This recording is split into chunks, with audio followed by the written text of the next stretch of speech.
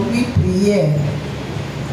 Na longwe na ndako makolo eboyi.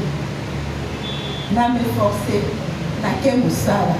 To bandi kokende ba 12 heures. Nzoto na moni yango mabe moko na bi. Na yebisa papa Lori équipe jeune luka mutu mosusu.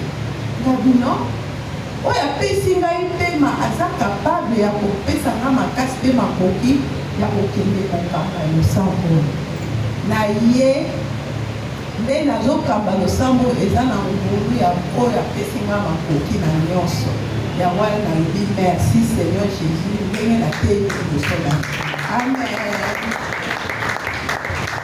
Témoignage.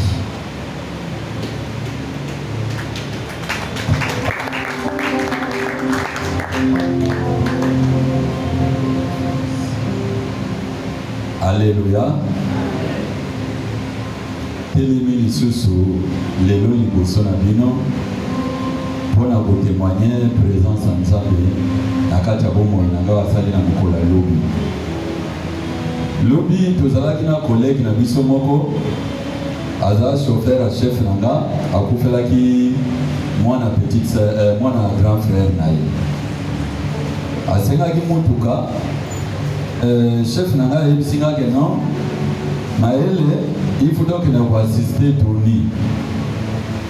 Nga nalobi ok tozwi ba disposition nyonso ebembe wana ezalaki na morgue ya CMPP na Kinkole me matanga ezalaki na terre jaune na longwe mpe nake kokuta bango na terre jaune. Tozwi bafamille mosusu bakotaki na mutuka oyo tozalaki nango tokei na cimetière na morgue.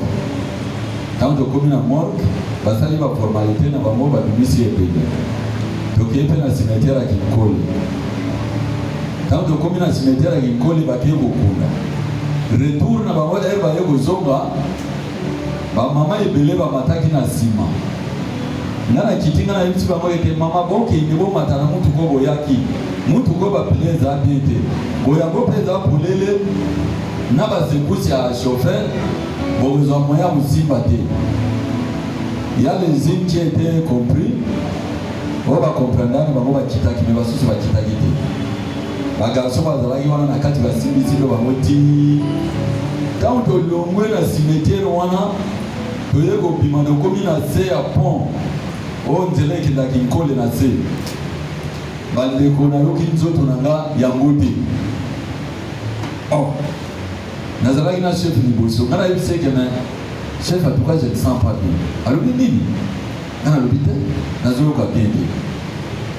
Tolongweki Nkole tokoma plaza vraiment Nzambe aza malamu. J'ai dit qu'est-ce qui se passe? Insoufflé nayoki pandi koto ekangami koto epandi ekangami mokongo koto douleur ezomata do moya kopema eza te. Chef alobi nayebiki biso toye bien likambo nini? Nga nalobi en tout cas je ne sens pas. Alobi qu'est-ce qu'il y a? Tozalaki na médecin moko toyekende ayi na ye na kati. Nga nalobi totika bato oyo na terre jaune na prince wana bino bokende bomemanga na zoma ndako. Médecin wana alobi te comme tokomi na terre jaune ozela nasoma nanu kisi moko awa yo na minute wana azosala kisi wana nazoyoka pema deja ekomelinga awa. Chef na nga azosima ngake mama yele likambo nini? Bato oyo batake biso obi likambo nini? Bandeko nazoyebisa bino eza lisolo bozoyoka. Le diable est très rusé. Moko nga nayobo na banditi bazoloba na nga me nga nazoyoka bango me nga nazoyoka te. Moko nga nalobi Jésus sauve-moi. Médecin wana kondi na la pharmacie ake kosomba kisi baye na maya moya malili natali maya malili nga nasaka na loboko maya malili te bake kozwa maya moto baforce nga na meli kisi wana akendi lisu na pharmacie yango asombi kisi moko boye nini diclofenac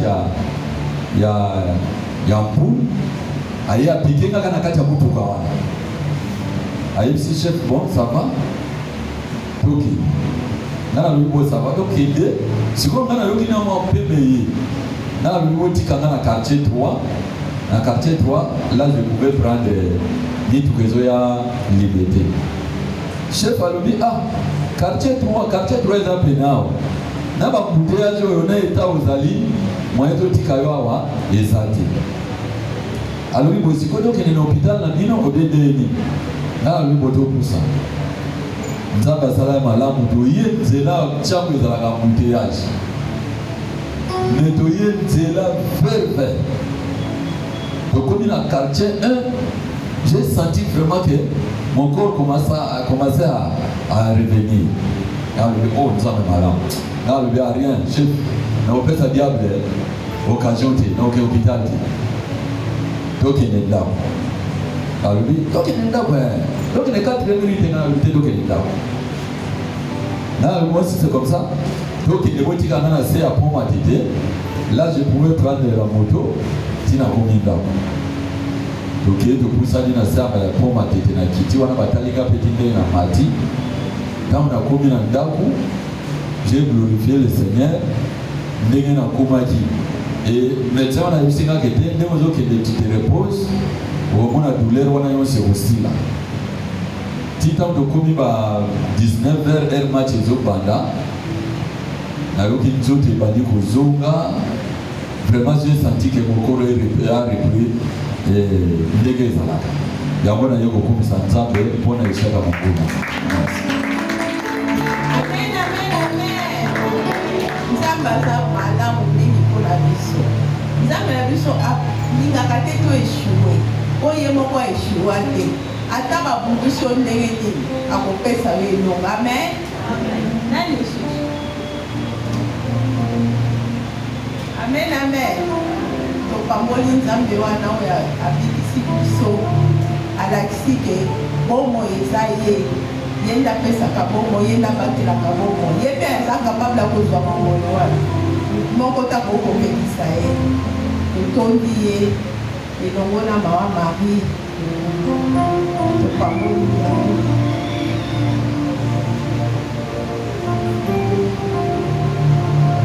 zwa na yo lokumu mpo ete yo nde ozali nzambe nzambe oyo abatelaka biso nzambe oyo abundelaka biso mpe nzambe oyo alongisa biso banda kala na moko ya Golgota merci na oyo nyonso yo osali katikati na bana na yo merci na oyo osali na baoyo bamosusu osali mpe minene me tokoki kotelema kotemoigne te napamboli kombo na yo lisusu oyo kosalela biso pene ya kokamwa toglorifie yo po ete yo obatelaka yo obombaka mpe osulaka merci Seigneur Jésus.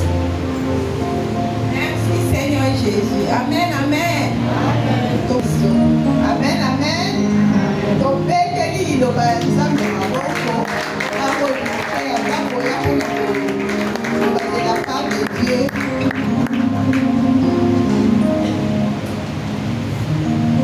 Alléluia. Torete lisusu nzambe maboko makasi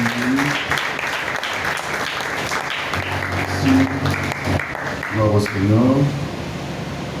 Thème na biso na poka oyo ezali fin glorieuse. Fin. La fin glorieuse. Fin glorieuse. C'est-à-dire kosilisa bomoi na biso dans la gloire. Fin glorieuse.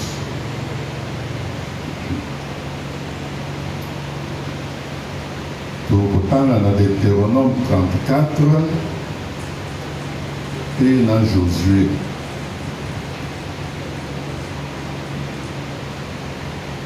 Fin glorieuse. Deutéronome 34, 7 à 12.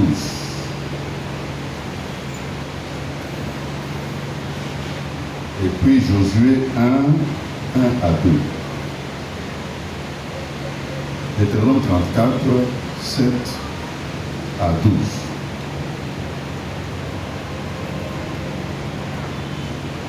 dans la Deutéronome 34, 7 à 12, Moïse était âgé de 120 ans lorsqu'il mourut. Sa vue n'était point affaiblie et sa vigueur n'était point passée. Les enfants d'Israël pleurèrent Moïse pendant 30 jours dans les plaines de Moab. Et ces jours de pleurs et de deuil sur Moïse arrivèrent à leur terme.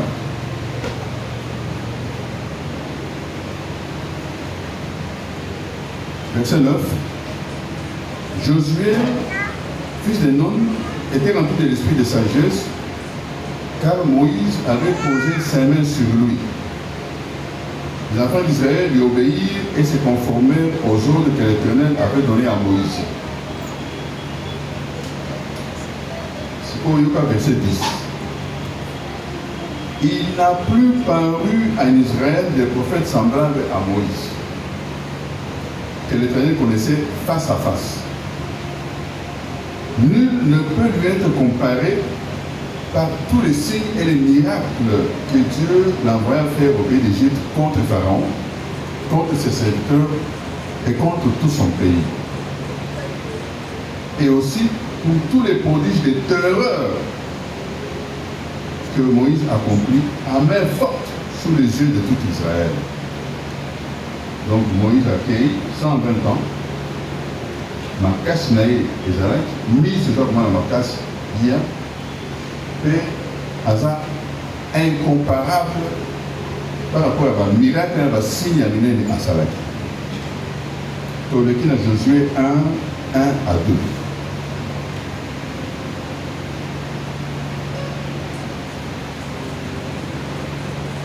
Après la mort de Moïse, serviteur de l'Éternel, l'Éternel dit à Josué, fils de Nun, serviteur de Moïse, Moïse, mon serviteur, est mort.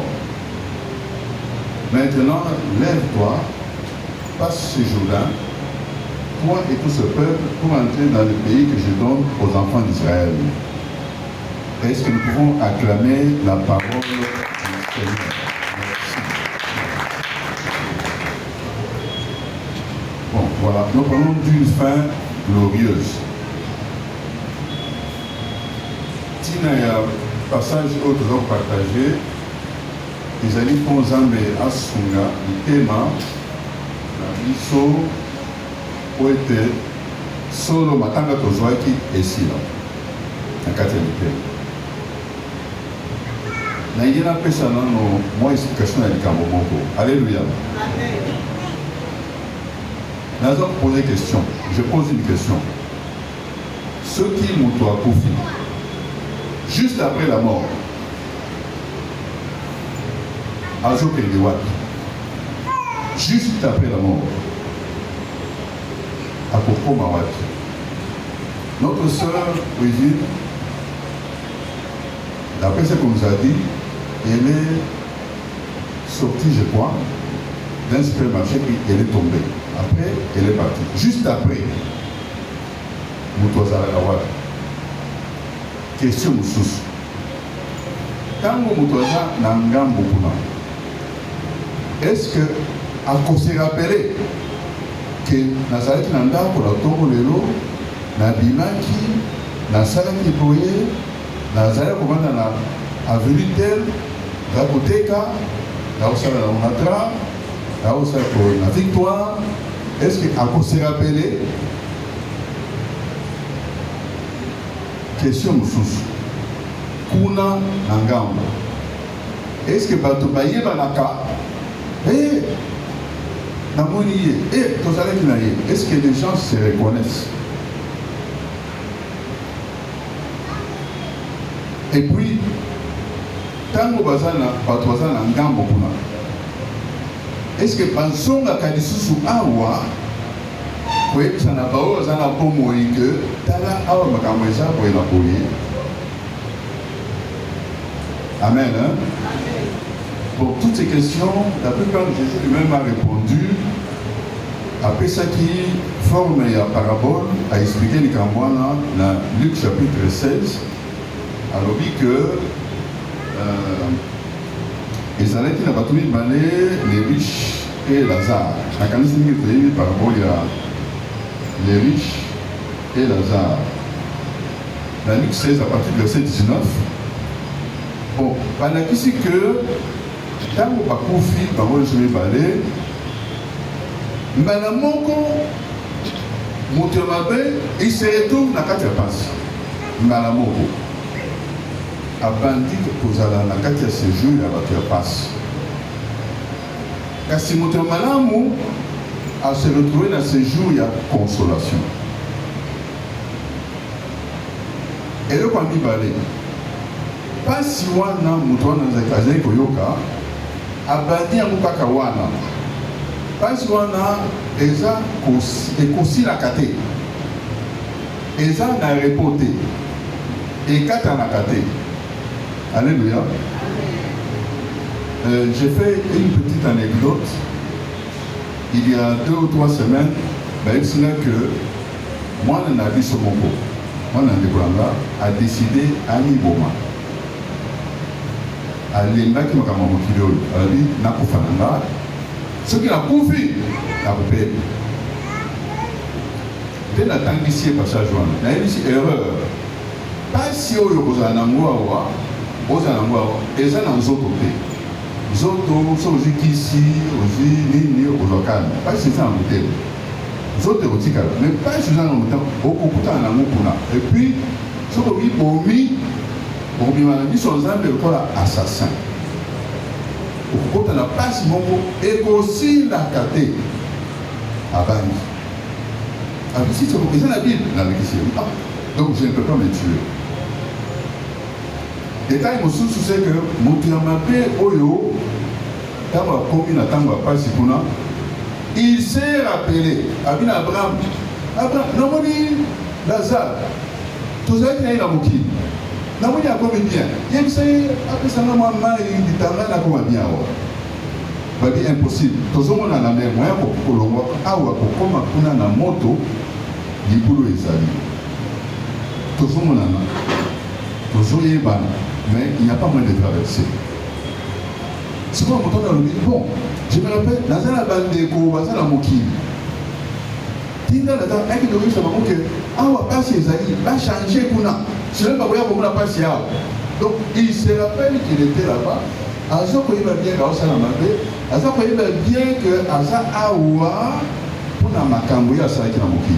Il sait très bien, il est conscient. Et il dit que solution exacte. Azo il n'a pas si bien décollé Batikal Namoki.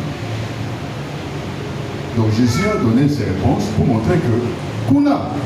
Batubaye barake nasi na kofi siko na zao nasa na pasi po na moki na koyiba na kindumba na kindoki na tikaki te na komi awa pe solution exacte pe pasi ya na zwi ekosilaka te pasi moko éternel sauf que kuna bato bakoyebana nga nayebi ke mpo na nga nakozala kote ya bien kote ya Abraham nakozala kote ya moto te nani nakozala na kote na ngai nani nakozala na ngai kote wana bon ok merci namoni mama Yesu pe atie boye so ntango tokozala na mama Yesu kuna tokozala mwasi na mobali mawa tokuna libali ekozala te vous n'avez pas de réservatif. Donc, on se rappelle que, vous avez dit, moi, c'est normal. Vous avez dit, moi, la mission. Mais, Kuna, il va la réservatif. Hein, papa? Hein, Mimi, Kuna? Dans moi, c'est la ressuscité. Donc, le mariage, tout ça, c'est un arbre. Mais, elle va coquer bandé, la qui cite clairement que Kuna, Okoye va bien. Que naza comment na pasi awa nga moko na yebi que na sala ki boye na bande ko na toza ko sala de kutapa alors chaque fois qu'il y a un deuil comme c'est arrivé, c'est le temps. Moi aussi ça va arriver. Hein. Sur les comptes, l'amour dans le lambeau, sort déjà dicté. Alléluia. Donc, awa, tout ça là, tout le ayamba Jésus, tant que le Saint-Esprit peut à côté, on peut prendre ensemble de façon que ce qui est commis, au premier côté, à Essengo, il y a la libéra. Alléluia. Amen. Hein? Alors, tout ça là, tout, pour que bande qu'on a vu, papa, on a dit qu'il n'a pas si bande qu'on a eu, mais assez à commis qu'on a. Mais pendant que tout ça là, tout ça là, tout bande qu'on a vu, bah, la vu, bah, qu'on a vu, bah, tout ça, c'est que bah, ça y est ensemble. Pour l'éternité là-bas. Alléluia. Ce qu'on dit, c'est ça, et quand on a bêté l'ensemble là-bas. Pour une arrêt de Bosso, ils ont dit mort dans l'échec. Mort dans l'échec. Et ça, on se voit comme on a souke et a vu dans l'échec. Dans l'échec. Par exemple, le premier roi d'Israël, comme on a eu Saoul, à tout ça quand on bébé. Donc on a tout ça qui était à quel consulter Nganga. Jean le dit, le Seigneur on a au Rousou Kamabé. L'ennemi va côté lié, va petit va soldat et va kibi, va lundi roi, roi d'autres là-bas dans la émission, dans Jonathan. Va commis dans la sur toi. C'est comme va lundi roi, va petit flèche et suivre. Alors il y a na komi na moni ke na kukufa na nikite ba enemi wana baya kutia ngambe linda mango yo kamata mbele na bomanga ba enemi te yo bomanga musala lobi na bomangwa abandi oboy mo yeb kamata lance na ye ali wati likola lance akufi musala ne pe atali akamata pe ye moko ami wati pe la lance na ye akufi oboy. Ça c'est une mort dans l'échec. C'est-à-dire, Bomi, les gens ont échec. Moïse a fait une démonade. Alléluia. Amen. Hein? Amen. Par exemple, ils ont été Ananias et Saphira, par exemple, tout le monde va consacrer. Votre monde, on y parle, on y peut s'ensemble. Et en gros, totalité dans le vie. Parce qu'on est, on se approuve dans les mensonges. C'est une mort dans l'échec. Il y a aussi d'autres cas, par exemple Judas. Judas a trahi Jésus. Quand on a comment les chrétiens m'avaient, au lieu qu'il se repentir, il faut se pendre. Mort dans l'échec. David a dit que dans Absalom. À chaque coup d'état dans papa là. Ils ont quand papa n'est qui loin de l'éternel. C'est Dieu qui l'a placé là-bas. Pas tout chacun loin de l'éternité.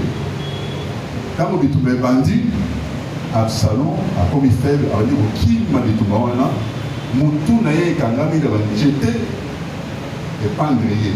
Parce que là, il va péter ma flèche à coup dans la rébellion. Ça, ce sont des cas de mort dans l'échec. Alléluia. Amen. Amen. Hein? Deuxième point, mort sans échec.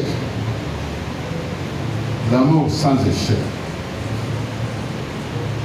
En tout cas, Moïse a bouffé. Mais il y a Moïse, déjà échec. Déjà échec à Moïse, déjà échec ensemble. Parce que Moïse, quand on a bouffé, mis ce jour on a bien. Ma casse, il y a un autre les amis. Donc, ça est intact. Et puis, Balobi, Azo Sou qui s'en est vu, mais en tout cas, tomonité na ba kati ya batu mutozaki na nguya ya ba miracle lokola Moïse azalaki incomparable. Donc ministère na ye ezalaki inégalé. Les gens savent que non, rôle na yo ezalaki bimisa bato na Égypte mema bango na porte ministère na esuki yaka na lona. Josué conquête. Donc ce n'était pas un échec. Ce n'était pas la mort d'un échec pour Moïse. Alléluia. Amen. Hein? Amen. Alors, la lobby, vous me suivez? J'ai dit aussi que notre sœur qui nous a quittés, Willy, ce n'était pas une mort dans l'échec. Non. Ça ressemble à Moïse. Parce que Abimaki Nandok na makasi na union, comme Moïse a couvert la makasi na union. Et puis à ça, au Kende Moussala, Moussala est l'État, il rappelle le Moussala ensemble. Et puis l'accueil nous dit que elle nous a quitté le jeudi, les 2. Mercredi, elle a ensemble. Elle a donné des avis à bien, l'instruction, elle était vivante, elle était là. Donc ce n'était pas une mort dans l'échec, elle travaillait. C'est pourquoi j'ai intitulé ce passage, ce message, une fin glorieuse. Alléluia. Tomé dans un de ma popo,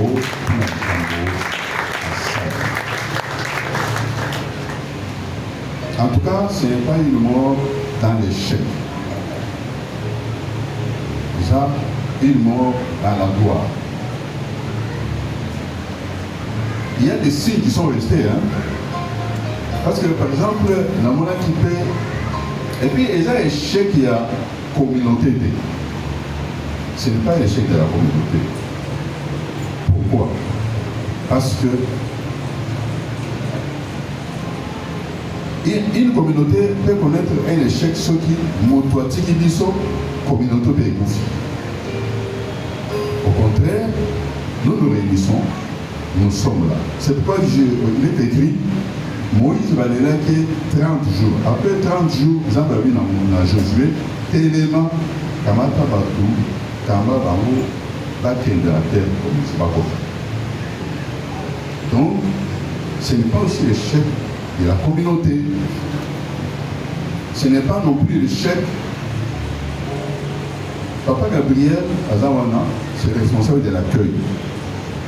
Personne ne peut dire Papa Gabriel yo ou échoué. Pose la responsable de l'accueil, il est condamné sur la ticibis. Alléluia.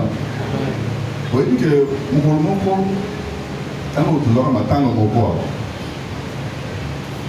Quand le Salama qui a aussi été comporté, mais comment on a vu ça à Bengaloni, pas l'autre. Quand on découvre à ça, vous tirez plus. Dieu, c'est là qui voit.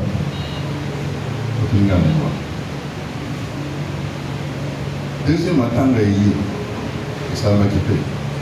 Pasteur, vous avez dit à Wanasima. Comment on a dit?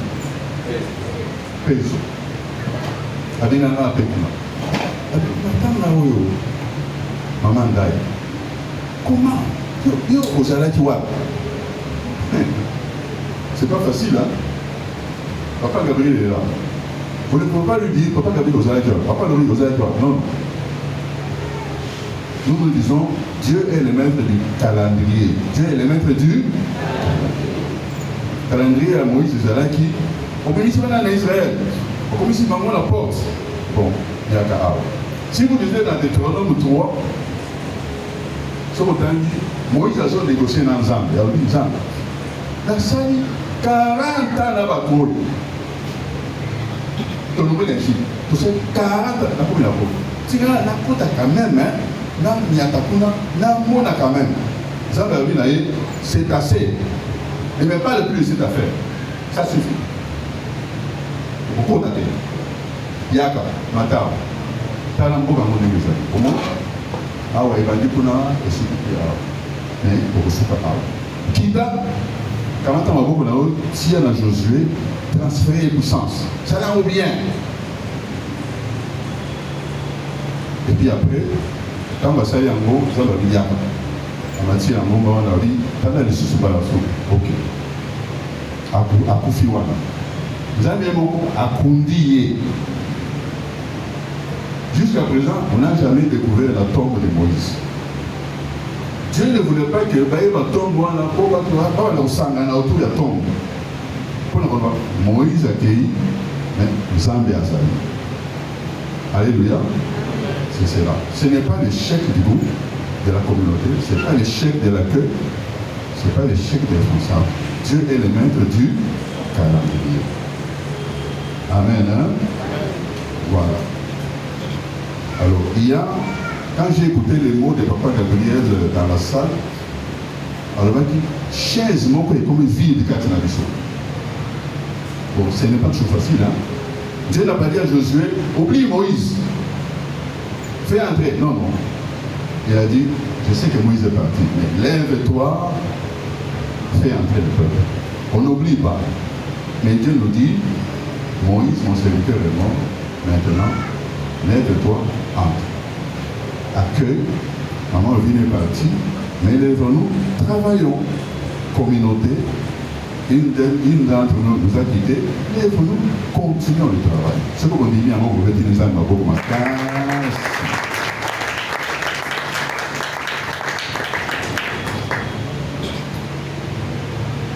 Voilà un mot essentiel que je voulais donner par rapport à ça. Mais c'est une interpellation aussi. C'est une interpellation, comme j'ai dit au début, la mort est une réalité. Ça peut arriver. Mais comme j'ai dit, Jésus a repris sa mission avec l'éclaircissement. Il y a mon cas là-dessus que juste dans mon toit, il se retrouve quelque part. Mais, il est séparé de son corps. Les corps vont dans la terre, mais aux alliés, l'âme et l'esprit, aux conscients, aux appuyer, dans ma tambour, dans le souvenir, les alara, les couleurs tombent, les alara, la cimetière, l'esprit monte vers Dieu. Jésus lui a dit, Père, j'ai remis mon esprit entre tes mains. Quand le premier août, dans le cimetière, il y a béton, il y a zéro kaka, il n'y a rien. Moutoisa, voilà. Si on a l'habitude de vie, comment tu le vis tout ça là 40 jours. Bon. Tout le monde était, tout le monde, Moïse va le dire 30 jours après, m'attendre ici. Même papa Jacob, il est là qui est 72 jours après m'attendre ici. Mais il va 40 jours. Patrick, comme il connaît ça que, comme Jésus a savait que 40 jours, après quel là, c'est que nous tournons dans un abisso, après 40 jours à Kei. Non. Ce que nous avons Kei, nous avons pas un abisso. On va 43 ans, bon. Tu peux le dire que tu peux ici, tu peux salle. Mais ce qui est allé, ce n'est pas que, bon, nous tournons dans un abisso, c'est quoi, à Syrie, à Zolongo. Non, non. Peut-être les gens, tu le dis, après 40 jours, il y a. Non, chiffre 40, il y a Bible. Tout ça, il y a culte d'action de grâce et si. Mais maintenant, j'ai besoin que tout semble là. Tout semble là pour que Bissonio so ton dima. Il cambre ça la mettre. Ce n'est pas facile. Quand vous testez encore des cœurs, vous sentez encore des sensibilités dans le cœur par rapport à ce qui est arrivé. Et puis, quand vous avez la salle, ceux qui étaient là, vous avez vu le nombre de gens qui étaient venus. Je crois que les tiers de la salle, c'était les Sacré-Cœur. Là, Bissot, là, c'était plein. Bon, alors moi, je me disais, mais nous tous là, on a beaucoup aimé notre sœur. Est-ce que pendant qu'elle était avec nous ici, est-ce qu'on lui avait montré cet amour-là? Je ne sais pas. Est-ce qu'elle savait qu'on l'aimait comme ça? Ou bien, on le lui montre après. Bon, je disais l'autre jour, avec Papa Théo et les autres, j'ai dit que j'ai constaté que Tolingana Kamakas. Tolingana Kamakas. Quelqu'un dit Amen là-bas? J'ai constaté que Tolingana Kamakas. Mais parfois, Tola qui s'arrête en mot, peut-être. Et Tozara Kamakas, Tolingana Kamakas. J'ai dit que nous avons beaucoup aimé la sœur. Nous l'avons peut-être montré après. Mais j'ai aussi découvert que beaucoup de gens avaient son témoignage. Beaucoup de gens disaient, c'était vraiment, j'étais proche d'elle, elle était avec moi. Moi, c'était vraiment, moi, même la Ligue ici, la Ligue est venue là-bas. Baya Kipé. À Solide de Barreau, il dit, non, c'était vraiment comme ma grande soeur. C'était comme on dit, donc, dans son secret, dans son calme, la soeur avait tissé des relations avec tout le monde. relation bien. Nous peut ça dans des mois. Sois bien avec tout le monde. Bien avec tout le monde. Qui sont des bonnes relations avec tout le monde. Mais montrons aussi notre amour les uns envers les autres pendant qu'on est là. Dans notre aussi, ça culte. Alléluia. Pour que les gens ne soient pas puis ça ne pas tout pour que ça ne tout le monde comme la télé. Là, on a un sur la télé. Puis c'est familiarisons-nous et montrons qu'elles sont attachées les uns aux autres. Alléluia. L'amour ne meurt jamais. L'amour envers notre sœur ne s'est pas éteint. Alors pour montrer cet amour, il faut que ça le colailler. Et que vous les m'appelle ça. Moi souvent les jeudis, dans ça avec la grâce de Dieu, avec le temps que cela permet, dans ça comme avant. 15h30, 16h dans ça.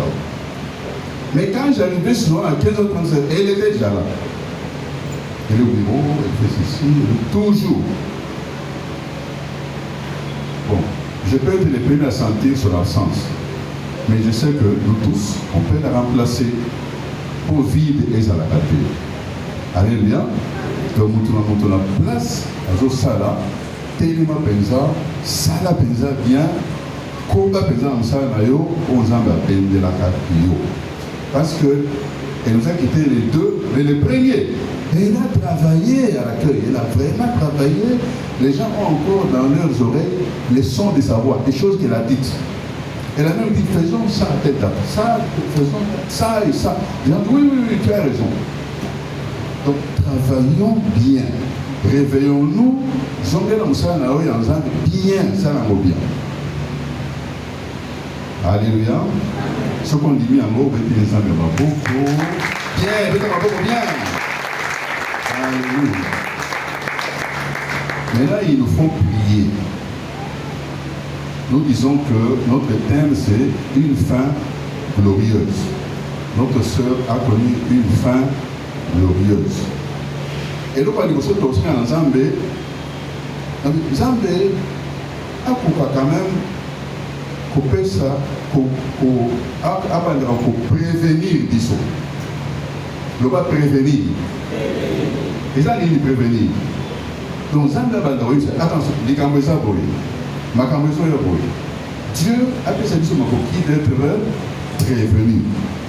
Parce que dans Amos 3.7, à l'objet, le Seigneur l'Éternel ne fait rien sans avoir révélé son secret à ses serviteurs et prophètes. Zambé a révélé la Kamakambo. Il faut que le Seigneur prévenir les choses. Alléluia. Amen. On a dit que Ézéchias, le roi Ézéchias, a payé Takimakas. Mais un prophète est venu, il lui a dit, au Kopikate, pour Gissa, pour Tikayango. C'est pour que, si nous sommes prévenus, on peut comprendre ça déjà avant. On peut bénir les gens avant. Jacob a béni tous ses enfants avant de partir. Alors, Yo aux abonnés, Yo a prophétisé. Après, quand on a dit que l'objet, il y a quand même ma colonaye à Tienambet. Et puis à l'âne, à qui? Nous devons demander à Dieu de nous prévenir. Et puis aussi un ensemble qui nous garde longtemps en vie. Alléluia. Alléluia. Longtemps en vie. Mais longtemps en vie à bien. C'est quand même dramatique, hein? La maman de notre sœur qui nous a quittés a dépassé 100 ans. Je vois qu'elle a 101, elle a 102. Mais sa fille, 63, elle est partie. Bon, nous allons demander une longue vie. Longue et heureuse vie. Longue et heureuse vie. À toutes les magasin, tout ce que le Saint-Esprit appelle sa rabisso révélation.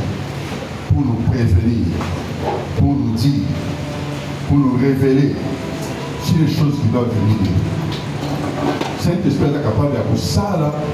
Il y a après sa révélation. Pourquoi nous n'avons pas de révélation? Qu'est-ce qui se passe? Kangamis, Tanela Saint-Esprit. Zambé Mouaye à l'objet, ouvre-toi. Mais à fond de la biso, tout ça va tout capable de koyeba. Makambo Isali Koya.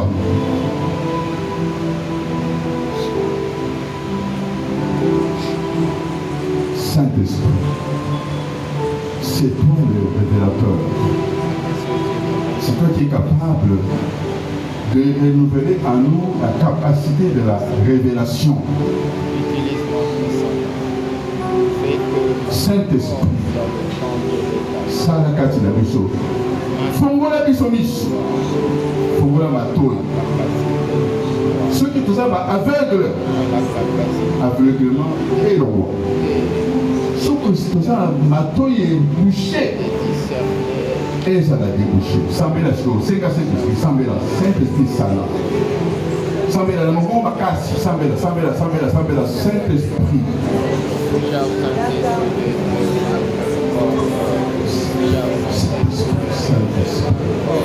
Saint-Esprit, Salakati na biso. Saint-Esprit, Simba biso. Saint-Esprit, changer biso. Fais sa capacité à révélation. Fongola biso. Saint-Esprit, Simba biso.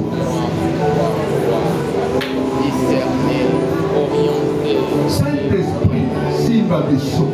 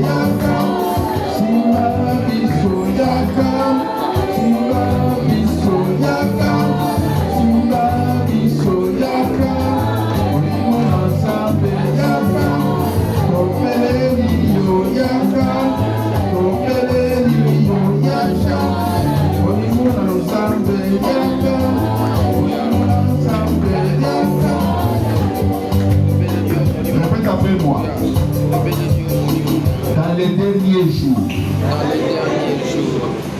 Dieu dit, je répandrai de mon esprit sur toutes les chairs. Vos fils et vos filles prophétiseront. Vos jeunes gens auront des visions. Vos vieillards auront des songes. Sur mes serviteurs, sur mes servantes, je répandrai de mon esprit. Ils prophétiseront.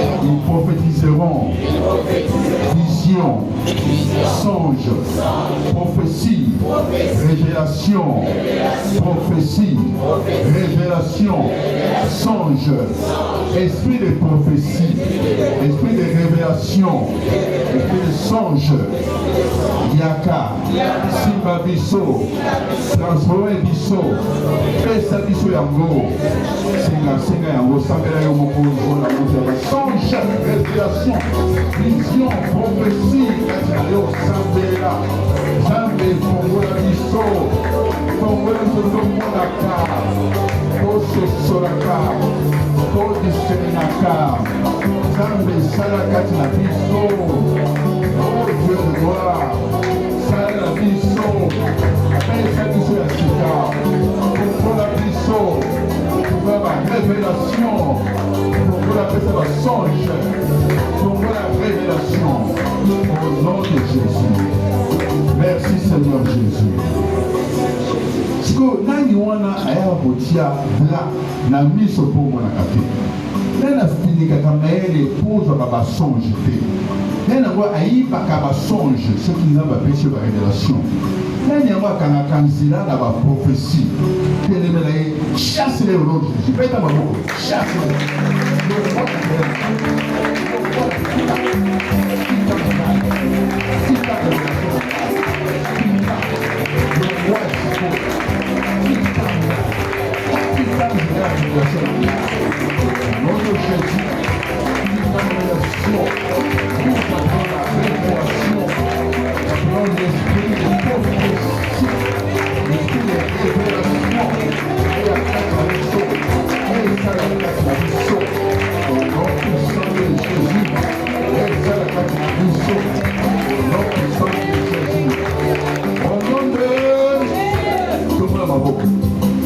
Saint-Esprit agit.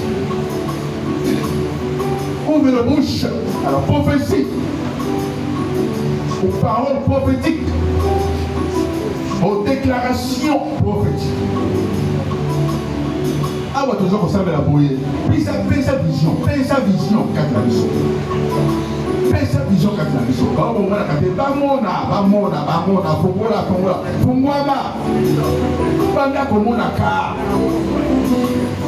répand des visions, répand des révélations. L'opéra biso pour la communauté, pour la bande, pour la famille, on répand maintenant la révélation. Répand, transforme-nous, Seigneur. Fais ça dans le miroir, fais ça dans la télévision, fais ça sur la caméra, il y a Saint-Esprit, tout le monde a car. Tout ça n'a jamais surpris dans ma cambo.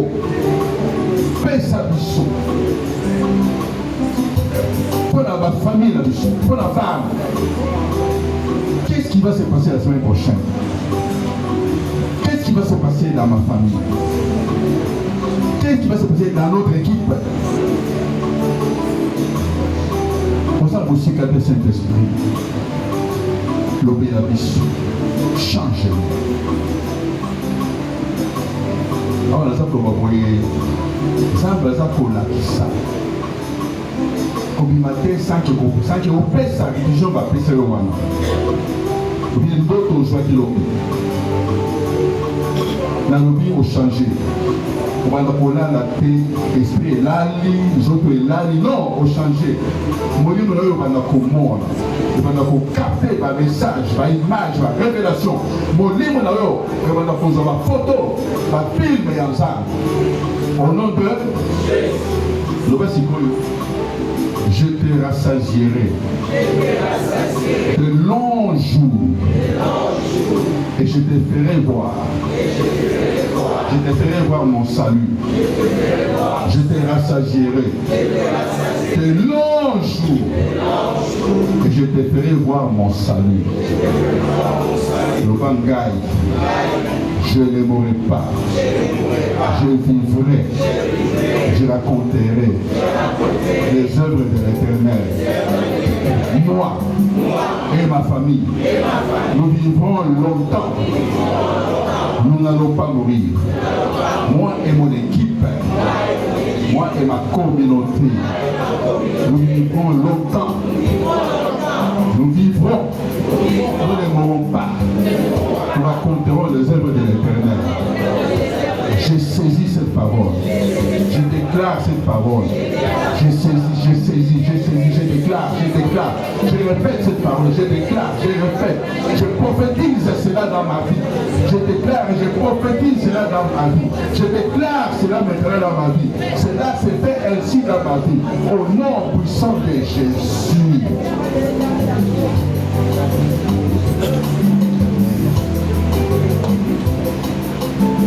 Le bas Seigneur, pour permettre de m'attendre et se prendre des gailles. Seigneur, n'a pas eu ma mort brusque. Au nom de Jésus. Vétéran Zambaro.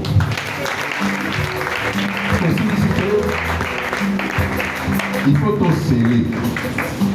Sceller, c'est-à-dire qu'on tire saut.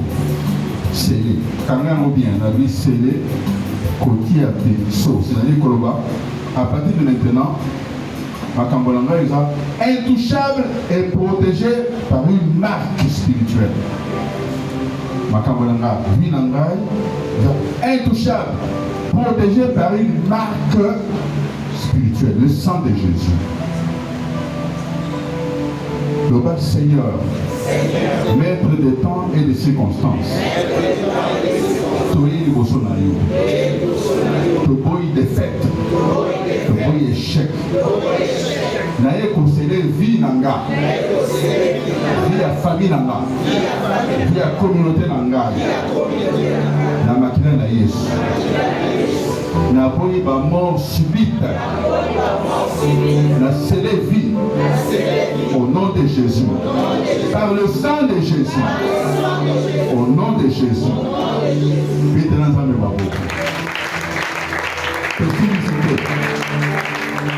On a conseillé alliance.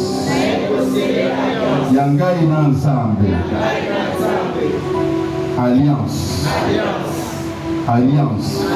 Ya boyo kananga na ensemble. Nazambo sali na ye. Poete nazala jamais attaqué par l'ennemi. Pendant mon service, la scellé yango par le sang de Jésus. Au nom de Jésus. Je vais te dire un bravo. Le gars du sauce. Je serai rassasié de longs jours. Le gars bien. Je serai rassasié de longs jours. Long et heureux jours. En bonne santé. Naye kusele yango. Na makila na Yesu. Au nom de Jésus. Vétéran Zambé Babo.